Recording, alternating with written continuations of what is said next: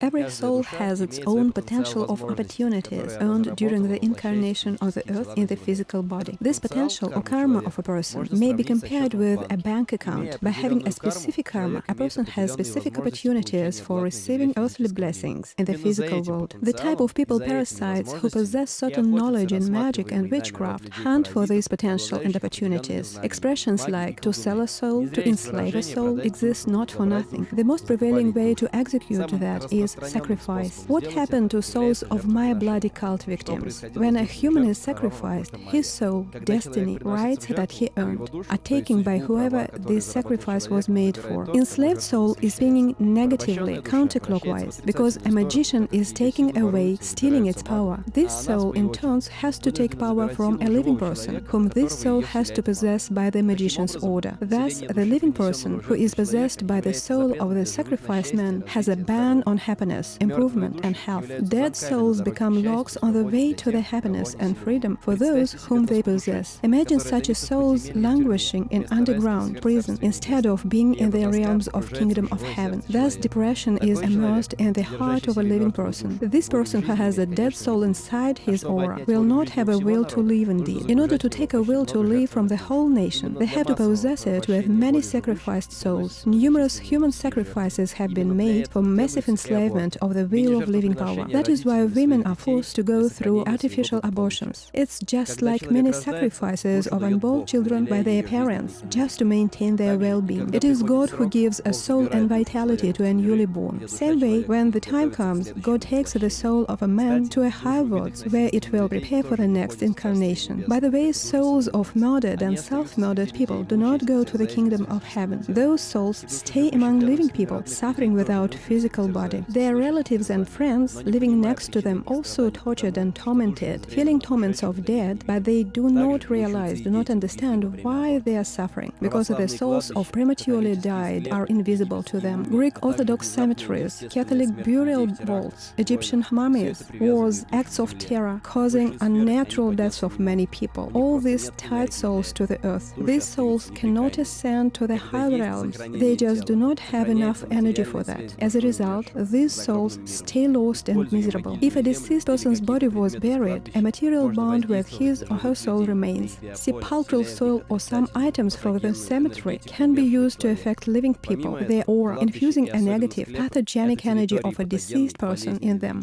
Moreover, cemeteries and especially burial vaults are a territory of pathogenic and unhealthy energy.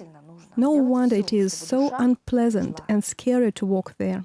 Surely one should do anything to help a deceased man's soul live for proper after-death life, so that it could get released of physical material, and especially dirty, rotting mass of physical body. What did ancient Egyptians do? Они мумифицировали тело, они не давали ему разложиться, и они привязывали душу к телу. То есть не давали ей уходить в миры. They mummified bodies, not allowing them to decompose. So they anchored a soul to a body and forbade it to live for subtle worlds. A soul was taken captive to possess alive people. A special ritual came up to our days to inform us that Egyptian priests linked soul and body of dead people. Priest prayed over the mummy for 70 days. On the 30th day, he performed a ritual of opening eyes and mouth, saying a spell and exclaiming, "You will be young forever, you will live forever."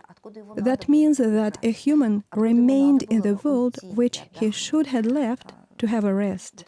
Funeral is a ritual of living, sending off a human to divine worlds. However, the above ritual anchored a soul to a mummy, to its physical body. It was a ritual of soul enslavement. Rituals like this are sorrowful, but imagine how many thousands of Egyptians were mummified. The serpent's cult overpasses here too, because the serpent enslaved souls of deceased people, not letting them to live to the kingdom of heaven, but capturing them. Not for nothing, a headdress of Pharaoh had a serpent, a symbol of authority.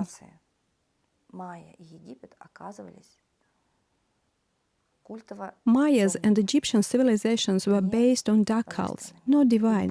Their gods were against human.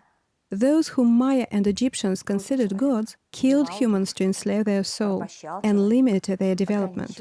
Why do we consider these civilizations great?